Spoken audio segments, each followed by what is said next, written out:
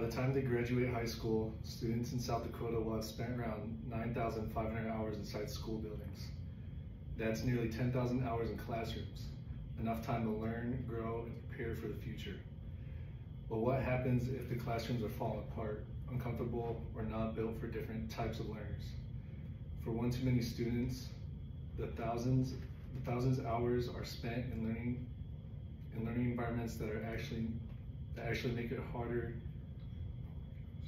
The thousands of hours are spent in learning environments that actually make it harder to learn. Every student deserves a classroom that supports their ability to learn, not one that becomes another obstacle in the future.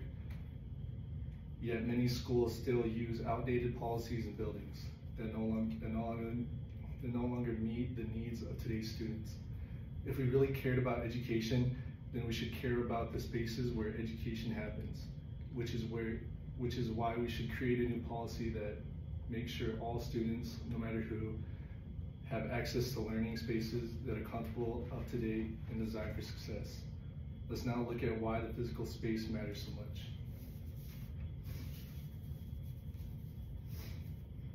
We often focus on teaching methods, test scores, and technology, but we always forget that the actual classroom environments plays a big part in how well students learn. Students perform better in spaces that are clean, quiet, and well lit, and designed for focus and comfort. Poor lighting, loud noise, overcrowding, and outdated classrooms can have an effect on attention, motivation, and mental health. And these issues aren't rare. Many students face them daily, and for some, the environment feels more like a barrier than a support system. This is especially important when we think about students who may learn differently. Whether a student has ADHD, anxiety, or simply focuses in a quiet space, the wrong kind of environment can cause them to fall behind, even if they're trying their best. Research made by an article called A Holistic Multi-Level Analysis Identifying the Impact of Classroom Design on Pupils' Learning, published in the journal Building and Environment, found that the physical design of classrooms, things like lighting, layout, and air quality, can account for up to 25% of the improvement in student learning, meaning the classroom alone can play a major role in student success.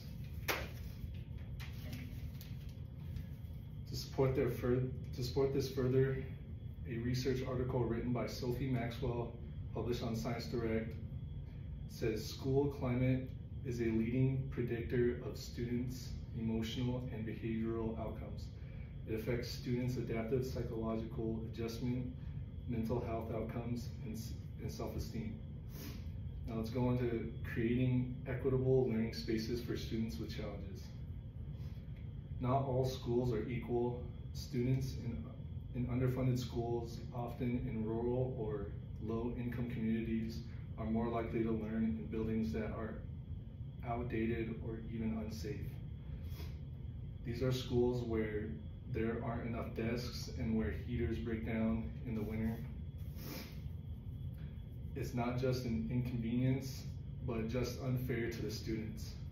When one group of students have access to modern, flexible, and safe learning spaces, and another doesn't, we create an uneven playing field before class even begins.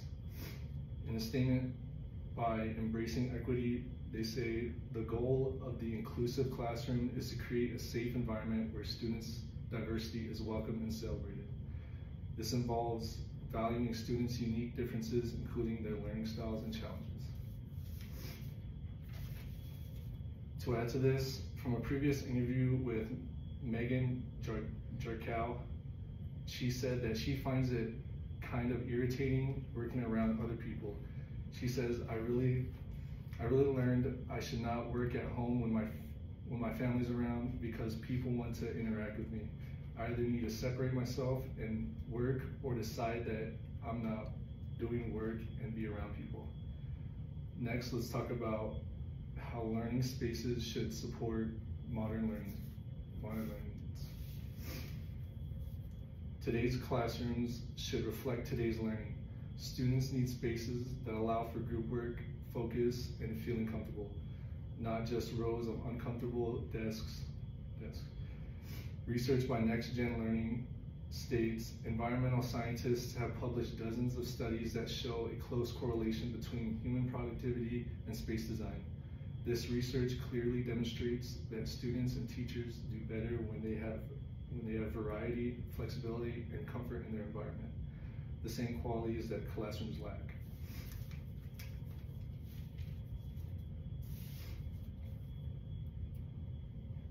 One counter-argument to my topic is that modern classrooms won't fix education. A post by the University of Auckland says, "Was it really the furniture that created New Zealand's long tail of educational underachievement in the first place?" But the thing is, better learning spaces aren't a quick fix, but a long-term improvement. They remove unnecessary obstacles and help students focus and succeed. In conclusion, students in South Dakota spend over 9,000 hours in school by the time they graduate. That's a huge part of their lives, which they deserve to spend in spaces that support them.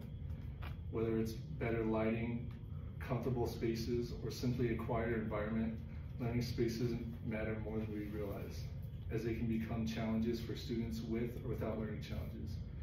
Creating a policy to help change learning environments for the better won't just help now, but also in the future.